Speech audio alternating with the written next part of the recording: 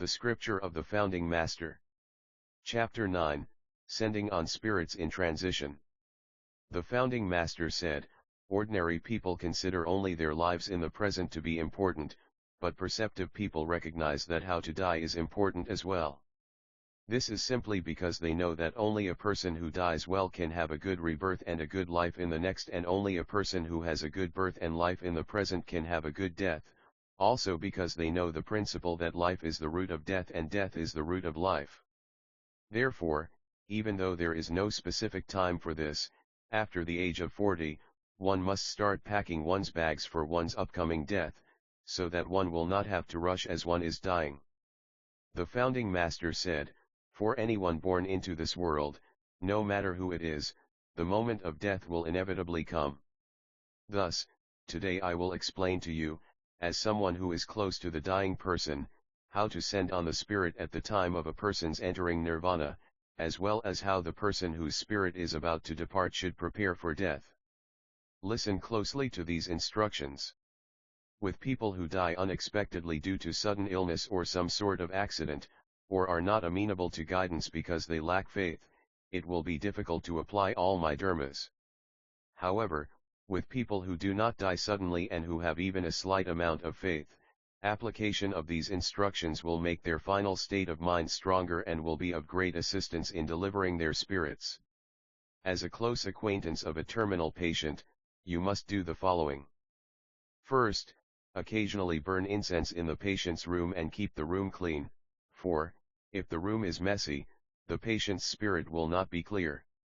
Second, always keep the premises quiet, for, if the premises are noisy, the dying person's spirit cannot focus. Third, tell the person many stories of virtuous people, and if he or she performed good deeds in this life, console his or her mind by complimenting those actions. Those wholesome thoughts will then become imprinted on the spirit, readily turning them into the basic habits in the next life. Fourth, do not speak of unwholesome or treacherous things in front of the dying person, and forbid anyone from saying things that are lewd or debauched, for those unwholesome images will also become imprinted on the person's spirit, readily turning them into the basic habits of his or her next life. Fifth, do not express any worries or act dejected about family property, family members, and the like, for that would provoke desire and attachment in the dying person, thereby preventing his or her spirit from ever leaving that place, and should it find no opportunity of being reborn into a human destiny at that site, it would easily fall into baleful destinies. Sixth, recite the Buddha's name, read scriptures, and offer dharma talks to the person, as is appropriate, or if those sounds bother him or her, then minister to the person with meditation. The dying person's spirit then will come to rely on such support and will readily attain calmness. Seventh, when the person is about to enter nirvana and gathers his or her last breath, never cause a disturbance by crying, shaking his body, or calling out the person's name, and such. That would only confound the dying person's spirit and would be of no benefit to him. If your sadness is uncontrollable because of your affection for that person, then wait to express it until several hours after the person has passed away. The Founding Master continued, when patients who are on their deathbed realize that the moment of nirvana is near, they should let go of all thoughts about everything and collect and concentrate their spirits. If for unavoidable reasons they have to make a will, they should take care of it in advance and not think about it so that it does not become an obstacle to their concentration, for at this moment, there is nothing more crucial. Also, if on thinking back on your life, there are incidents where you have been holding a grudge or have become an enemy to someone, ask that person to come and do your best to eliminate those previous enmities. Should that person not be available, you ought to try hard, if only by yourself, to let go of your resentment. Unless you manage to resolve the resentment in your own mind, it will become a seed of an unwholesome cause and fruition in your next life. Also, if on thinking back on your life, you see that you have been attached to certain cravings in your daily life and have not been able to sever those attachments, then try hard to let go of those thoughts even if you have to force yourself. If you do not sever that attachment, naturally you will not attain true nirvana, and those attachments will forever become a cause for transmigration in baleful destinies. Let the departing spirit of the dying, after they have assiduously attended to all these provisions, leave at the final moment as an even purer spirit, utterly putting away all unrighteous thoughts and relying on meditation or recitation of the Buddha's name. This way, even people who did not have clear understanding of the truth of birth and death will be able to avoid baleful destinies and return to salutary destinies. However, this Dharma is not just something one should observe and practice when one is about to die. For people whose lives are already equipped with fundamental faith and practice, that Dharma enjoins that they must try even harder in their final hours. For those lacking faith and practice, things will not work out well even if they tried at the moment of death. Thus, you must have a solemn understanding of this in advance and avoid having regrets about your failure at the decisive moment. Always bear every one of these provisions in mind so there will be no serious mistake in the comings and goings of the spirit. The matter of birth and death is so important that you cannot be too careful about it. The founding master had Yi Kongju and Song Songwon memorize the following verse, which has come to serve as a sacred incantation/mantra for sending on spirits in transition. Eternally preserving long life over an eternity of heavens and earths. It perpetually shines alone as everything passes into extinction over myriad ages. Awakening to this way of coming and going is an everlasting flower. Every step and everything is a great sacred scripture. As a Dharma instruction for sending on the spirits in transition, the founding master composed the Dharma talk on guidance to the path to the next life before and after death. O dear name of the deceased, focus your spirit and listen well to my words. Whatever you have received in this life, whether wholesome or unwholesome, is the result of what you did in your past lives, and whatever you have done in this life is what you will again receive in your future lives. This is in fact the heavenly karma of all of nature. Because the Buddhas and enlightened masters have awakened to what is original in their self-natures and have attained freedom of mind, they break through this natural karma and are able to enjoy as they please any of the 6 rebirth destinies and the 4 modes types of birth. However, ordinary humans and sentient beings have attained neither what is original in their self-natures nor freedom of mind, hence, being dragged about by natural karma, they end up receiving immeasurable suffering. Whether you become a Buddha or an enlightened master, or are an ordinary human or a mere sentient being, whether you receive high or low status or blessings or punishments, whether you are long-lived or short-lived, this all is created by you and no one else. Oh, dear name, are you now certain that it is you who have created all of these myriad events? Oh, dear name, listen further. Whether it is a Buddha, you, or all sentient beings, the principle of birth and death is the same for all, and the realm of their natures also is all originally pure and clear, perfect and complete. The nature is like the moon in the sky. The real moon is by itself in the sky, but its reflection shines on 1,000 rivers. Likewise, the root of this universe and the myriads of things are also originally that pure and clear realm of the nature. It has neither name nor form, neither coming nor going, neither birth nor death, neither Buddhas and sentient beings nor empty non-existence and calm extinction. There is not even the word not. It is what is neither being nor non-being. However, that which exists in that realm arises naturally by manifesting itself through non-action. The universe is transformed through formation, subsistence, decay, and extinction. The myriad things transform amid the 6 rebirth destinies and the 4 modes of birth by following the cycle of birth, old age, sickness, and death, and the sun and the moon change day to night as they move across the sky. In the same manner, the birth and death of your physical body is also a transformation, not a real birth and death. Oh, dear name, are you listening? Now, have you definitely awakened to the realm of this nature? Listen again.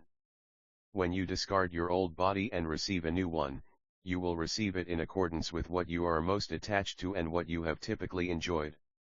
If in what you have most enjoyed the world of the Buddhas and Bodhisattvas is predominant, then you will receive a body from that world and obtain immeasurable happiness. On the other hand, if greed, hatred, and delusion were stronger, then you will receive a body from such a world and obtain endless suffering throughout infinite kalpas. Are you listening? Oh, dear name, listen again. At this moment, fortify your mind even further. If you do not extinguish even a hair's breadth of attachment to desire and clinging, you will naturally fall into baleful destinies, and once you have fallen there, when will you ever receive a human body again to seek out the congregations of sages and saints, accomplish the grand enterprise, and receive immeasurable wisdom and blessings? Oh, dear deceased name, have you been listening well? The founding master, after seeing an advertisement for a fire insurance company at an exhibition in Seoul, said that he had this impression: we always talk about liberating ourselves from birth and death, suffering and happiness, but liberation will not be easy if we do not understand the principle of birth and death.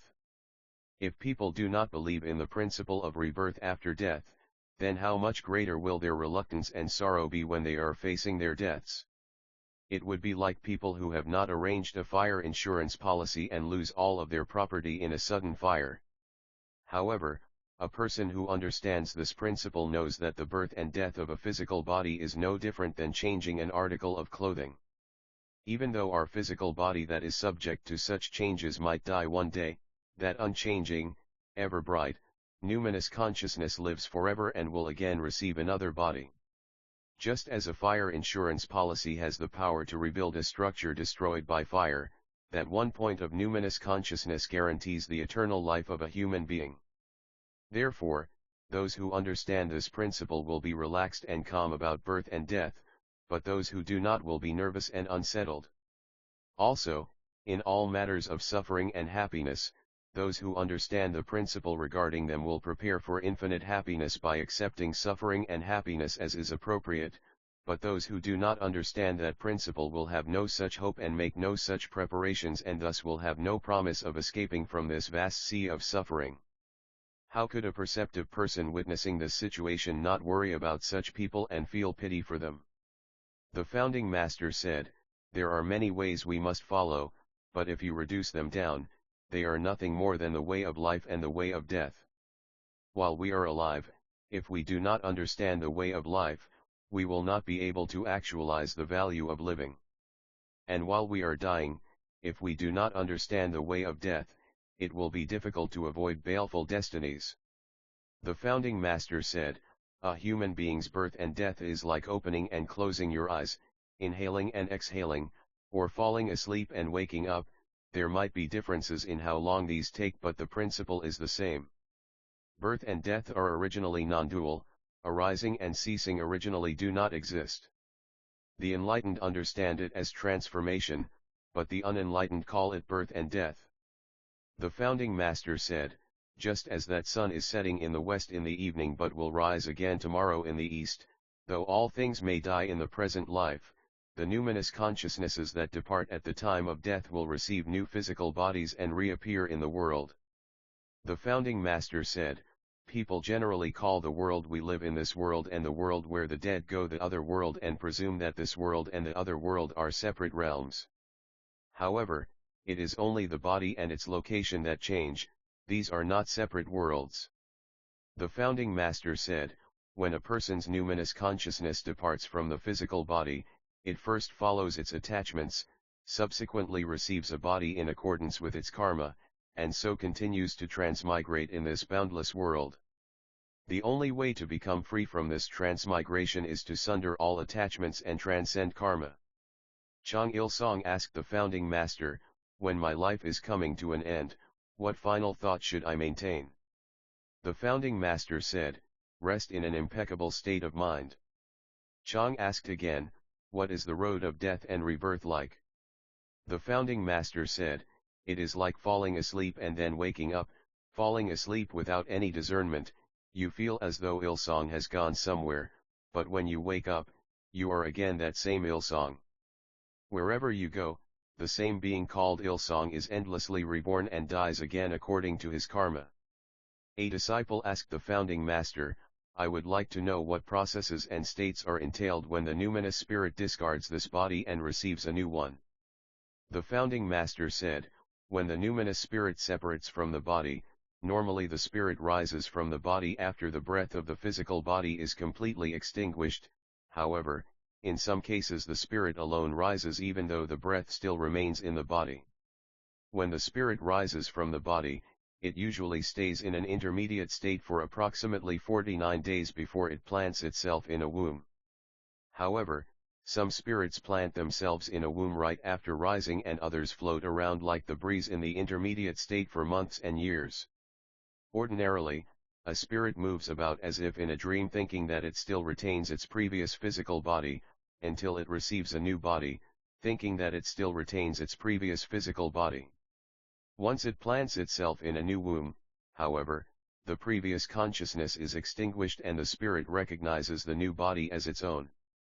A disciple asked, "Because I still have not resolved this doubt about birth and death, my life feels like a mayfly's and everything in this world seems futile. What shall I do?" The founding master answered, "In ancient writings it says, ordinarily, looking from the perspective of change, even heaven and earth do not stay the same for a single moment, looking from the perspective of the unchanging, all things and I are unending. Inquire often into the meaning of this passage." The founding master said, "Both sentient and insentient beings in this world all possess the element of life, and nothing is completely annihilated but merely goes through a change of form. For example, when a person's corpse decomposes in the ground, it enriches the soil and makes the grass in the area verdant. When the grass is cut, made into compost, and used as fertilizer, the crops will grow and produce abundant grain. When the grains are eaten by people, they will turn into their flesh and blood, helping them to sustain life and remain active. If one looks at it from such a perspective, then nothing in the universe dies or is extinguished for good.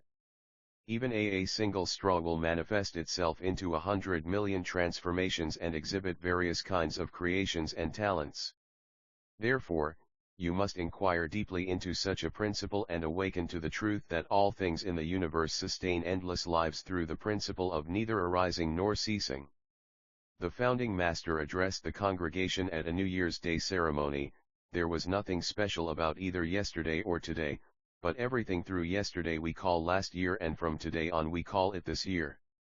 In the same way, it is the same spirit when we die as it is when we are alive, but we call its dwelling place the other world when we die and this world when we are alive. Our physical body that is composed of the four great elements of earth, water, fire, and wind has this world and the other world because it dies and is reborn. However, the spirit is eternally inextinguishable and thus is never subject to birth or death.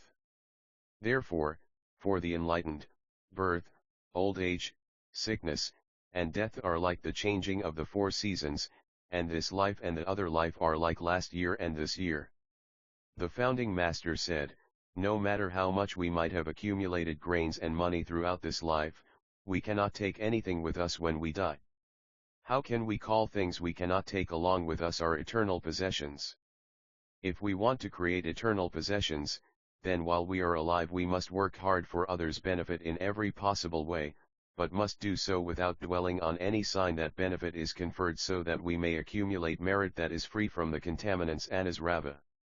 Our true, eternal possession is the vow regarding the right dharma and the power of the mind that has cultivated it. By devoting ceaseless efforts to this vow and to mind practice, we will become a master of wisdom and merit in the infinite world." The founding master addressed the congregation at a meditation hall. "Do you know what the kingdom of Yama and its messengers are? The kingdom of Yama is nowhere other than within the walls of your own house.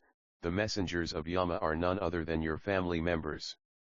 This is because ordinary people's spirits, being entangled in deep affection toward their own family members in this life, do not rise far when the body dies, but instead fall right back toward their own previous home. If they do not meet there with an opportunity to be reborn as a human being, they may be reborn as the family's domestic animal or as an insect." The Buddhas and enlightened masters from ancient times emphasized the importance of departing without attachments and acting without attachments, because only in this way can one avoid falling into baleful destinies. The founding master said, "Every day, people must frequently develop and cultivate the practice of non-attachment.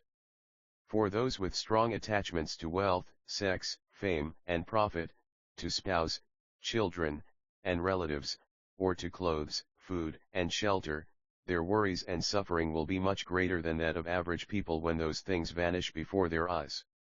This would be a real hell on earth. Even when they die, they will again be dragged around by their attachments, unable to free themselves, and will end up falling into the sea of transgressive karma. How could you not be cautious about this? The founding master said, these days, people occasionally purchase in advance a lot that supposedly is a good burial plot and are convinced that is where they want to be buried. The numinous consciousness of these people will go straight to that burial plot at the instant of their death. If in the vicinity there is not a path available to be reborn among humans, then they will fall unawares into baleful destinies, making it all but impossible for them to receive a human body. How could you not be cautious about this? A disciple defied the founding master's instructions on a particular matter and tried to proceed stubbornly on his own. The founding master said, if you are stubborn even about such minor matters, you will be stubborn in major matters as well. If you continue on in this way, you will handle all matters only in your own way, and ultimately, you will be unable to receive either my guidance or deliverance. When you are unable to receive my guidance or deliverance, I won't be able to do anything for you even if I want to save you. The founding master addressed the assembly at a meditation hall, if in this way you get rid of all your worldly attachments to desires and clinging, purify your spirit and gain the power of absorption by listening to Dharma talks each and every day, you will end up delivering not only yourself but also, through the Dharma power that penetrates the Dharma realm of empty space, you will deliver without even being aware of it, the microbes and insects that live nearby. This is like the sun, whose rays have no intention of melting snow and ice, yet by shining on them involuntarily their warmth naturally melts them away. In the same manner, a person of the way's Dharma power, being free from selfish motives or delusions, melts away unawares ordinary sentient beings' karma. The founding master said, among human beings, there are heaven people and earth people. Heaven people are those whose desires are always simple and whose thoughts are lofty, so their pure energy rises upwards. Earth people are those whose desires are always burning and their thoughts base, and their turbid energy falls downwards. These are in fact the separate roads that lead to wholesome and baleful destinies. When each and every one of us reflects on our own mind, we will know which type of person we are and what will happen to us in the future. The founding master said, up in the sky, the bright moon will appear and shine on all things in the universe only when the dark clouds are swept away. Only when the clouds of greed are dispelled in the mind sky of practitioners of the way will the moon of wisdom rise and become a mirror that shines on 10,000 generations of sentient beings, so that they will become great Dharma teachers who deliver sentient beings from baleful destinies. The founding master said, one morning I was looking from Yangguang toward the Piansan area of Puan and saw a pure aura that had formed high up in the sky.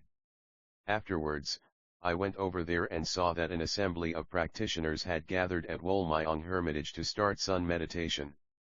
Ultimately, when you collect your spirit and clear your mind, turbid energy gradually subsides, and numinous, pure energy ascends into the highest heaven, so that the triple world in the 10 directions will manifest amid that clear and all-encompassing energy, and the 6 rebirth destinies and the 4 modes of birth will be enwrapped in that pure Dharma energy, all receiving guidance and deliverance. The founding master attended an evening Dharma meeting and, observing the participants in the congregation one by one under the light of a lantern, said, the energy that rises from each of you is different. There are those among you who have accumulated much spiritual cultivation, whose turbid energy has completely subsided and who have only perfectly pure energy rising. There are those who have more pure energy and less turbid energy, those who have equal amounts of pure and turbid energy, those who have more turbid and less pure energy, and those who only have turbid energy. He continued, the greedier a person is, the more turbid is his or her energy, which prevents it from rising high. When such people complete this life, they will be unable to receive a human body again but instead may be reborn among the animals or insects. On the other hand, if people, though not having much greed, concentrate on knowledge while ignoring inner spiritual cultivation and outward creation of merit and good affinities, their energy, being light, rises easily, but since it lacks weight, such people may be reborn among the asuras or birds.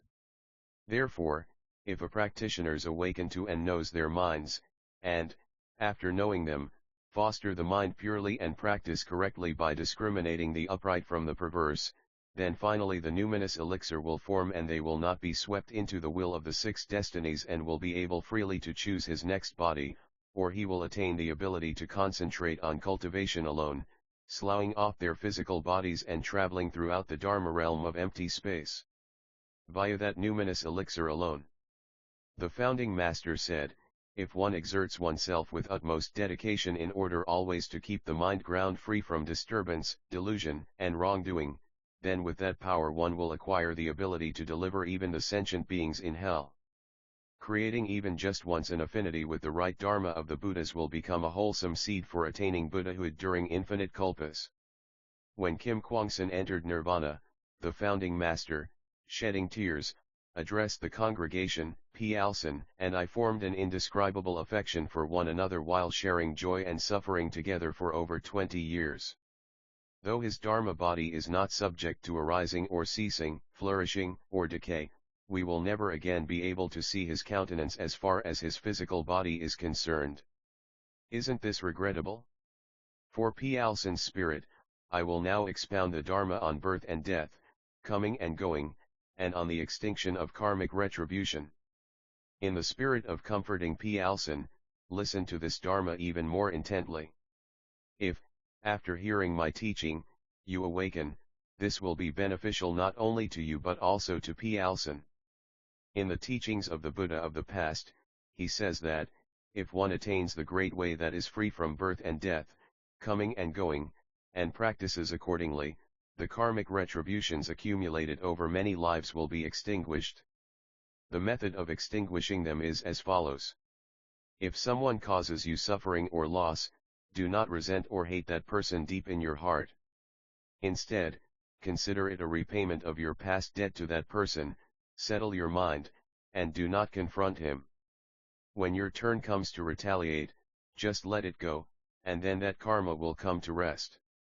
Also, by knowing that realm in which birth and death, coming and going, as well as suffering and happiness, are all empty, let your mind rest there.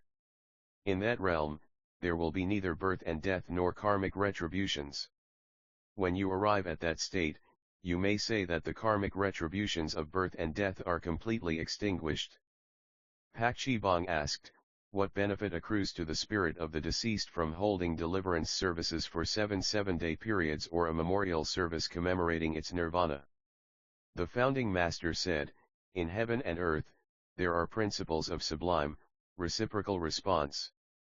When we plant seeds and give them fertilizer, the amount of crops harvested will be different even though the ground is insentient, seeds are insentient, and the fertilizer is insentient.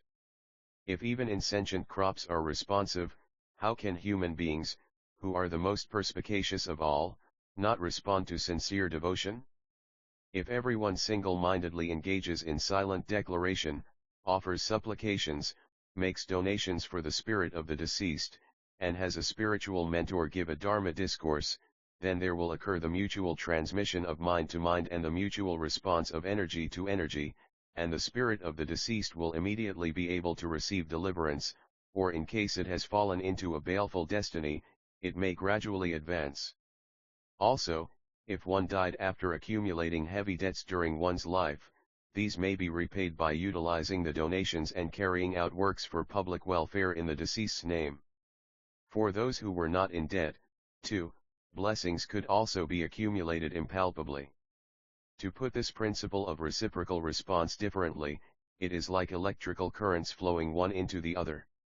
A disciple asked, since long ago, offspring, relatives, or friends have made offerings to the Buddha image or invited spiritual mentors to give a Dharma discourse or recite Buddhist scriptures on behalf of the spirit of their deceased associates.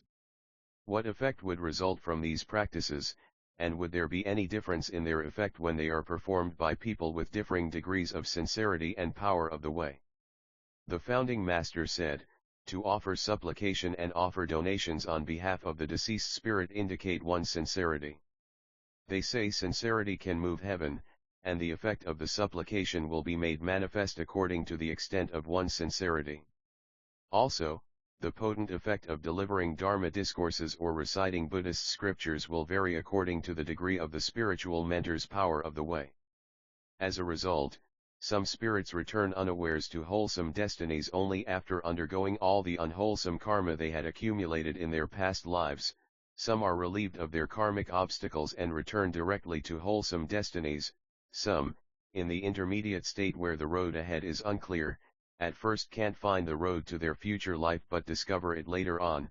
Some temporarily remain bound by their attachments, but are able to let go of them and become free to enter the realms of the heavens or human beings, thereby enjoying blessings and happiness. However, if an offspring is not completely sincere or the spiritual mentor's power of the way is deficient, the means so applied may not have much effect on the numinous capacity of the spirit. This is because without utmost sincerity, the true potency will not be made manifest, just as in farming there will not be much crop to harvest without the farmer's full dedication and ability. So one asked, can a spirit that receives deliverance really understand the Dharma instruction of sending on the spirit? The founding master said, some spirits understand and some don't. However, rather than the deceased spirit understanding the sermon as it is given and then attaining awakening, what occurs more commonly is that the meritorious energy expended on behalf of that spirit becomes the cause of deliverance without the spirits even knowing it. It is like a fly that cannot travel 1,000 li, but if it attaches itself to a horse that can gallop 1,000 li, it will go that far without even knowing it. In the same way, through those causes and conditions, the spirit will gradually discover an affinity with Dharma. Kim Taigo asked, today, we held a 49th day deliverance service for a deceased 2-year-old child. When it is difficult even for deceased adults to understand all the details of the service in order to be sent on, how can a young spirit understand them and be sent on? The founding master said, in their spirits, there is no distinction between adult and child. The principle of deliverance is like fertilizing vegetation or like metal being attracted to a magnet. All animals plant the roots of their spirits in the realm of empty space. Thus, offering a service to truth via this realm of empty space will automatically become fertilizer for the root of their spirits and produce the intended effect. Taigo asked again, if we offer up a service in such a way, can each person's transgressive karma accumulated over a lifetime, whether it is light or heavy, be extinguished all at once so that the deceased is able to receive deliverance? The founding master said, in accordance with each individual's light or heavy karma, the sincerity of those who have prepared the service, and the power of the way of the Dharma teacher, one's karma may either melt at once like the sun melting the ice, or it may take a while. However, the merit derived from offering up a service will never be in vain and will definitely help the spirit connect with good affinities. Taigo asked again, how was it decided to hold the deliverance service on the 49th day after a person's death? The founding master said, when people die, they generally stay in the intermediate state for 49 days before they receive a new body in accordance with their karmic affinities. Thus, in order to guide them to collect the pure and clear one-pointedness once again, we decided to offer the deliverance invocation on that day in accordance with the teachings of the Buddha of the past. However, there are plenty of spirits who receive a new body in accordance with their attached minds as soon as they die. Taigo asked again, in the Nirvana Sutra it says, if one wishes to know about one's past life, that is what one has received in the present life. If one wishes to know about one's future life, that is what one makes in the present life. When I observe people receiving blessings or punishments in the present life, there are those who deserve to receive punishments for the way they use their minds but live instead a pleasurable life in a rich and distinguished family, while those whose minds are good and who should certainly receive blessings instead receive miserable suffering in a poor family. Can we still say that the principle of cause and effect is precise? The founding master said, that is why all the Buddhas and enlightened masters warn us to hold the final thought pure and clear. Those whose minds are unwholesome but live a wealthy life in the present are those who, in their past lives, accumulated merit by doing good deeds when they were young, but at the end of their lives fell into unwholesome thoughts by thinking there was no point in performing good. Those whose minds are good but are living a miserable life in the present are those who performed unwholesome deeds unintentionally as youths in their past lives but repented late in their lives and returned to the good. In this way, the final thought in the present life becomes the initial thought in the future life. Tycho asked again, once people die, they dwell in a different place from the present world. Can their numinous consciousnesses still come and go between the two worlds at will as if they had not died? The founding master said, the conscious mind is not different before one's birth or after one's death, but there is a difference in the goings and comings of a spirit that is bound by greed, hatred, and delusion and a spirit that has subjugated them. The spirit that is bound by greed, hatred, and delusion will be bound to its attached mind at the time of death, and thus will not be able to come and go freely. Cloaked by the karmic power of ignorance, the spirit only finds light where its mind is attached and ends up being dragged to that place.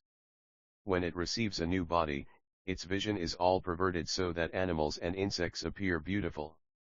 Consequently, it plants itself in the womb of an animal or insect through sexual attraction and becomes conceived there without being aware of it, as if in a dream.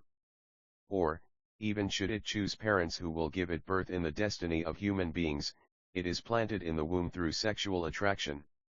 Or, if one has made a vow for a specific karmic reward but fails to receive a human body, the spirit receives in the realm of animals and insects something similar to the reward so resolved upon. Thus, it is not free in birth or death, and receives immeasurable suffering from being reincarnated without respite among the 6 rebirth destinies by being dragged into the 12-fold chain of causal conditioning. On the other hand, because the spirit that has subjugated greed, hatred, and delusion is not bound to its attachments at the time of its death, it is able to come and go freely, to see and think correctly, and, since it distinguishes between appropriate and inappropriate places, it is not bound by its karma. When it receives a new body, this occurs as is appropriate, with perfect composure. Also, when it enters the womb, it plants itself in consideration of its grateful love for its new parents. Whatever vows one has made will be realized in both great and small matters as the karmic rewards of one's resolution. Thus, the spirit is free in birth and death, and it moves about without ever being dragged around by transmigration within the 6 rebirth destinies, turning at will the 12-fold chain of causal conditioning. Tycho asked again, what prompts one to form close affinities with others? The founding master said, sentient beings ordinarily form close affinities through either the wholesome affinity of friendliness and affection or the unwholesome affinity of hatred. Buddhas and bodhisattvas form close affinities through loving kindness and compassion in order to deliver sentient beings. Tycho asked again, can people's spirits be sent on only after death? The founding master said, as far as sending on the spirit is concerned, there is no difference between birth and death. Thus, rather than someone else sending on your spirit after your death, it is more effective if you send on your own spirit while you are alive. Thus, discipline your mind every day to be bright, well-kept, and upright to the extent that, when the 6 consciousnesses are in contact with the 6 sense objects, they do not become either tainted or adulterated. Then, not only will you attain the great ability to deliver others, but it may also be said that you have completed your own deliverance while you are alive. However, there are few such people. That is why practitioners throughout the 3 time periods have all busily cultivated the way.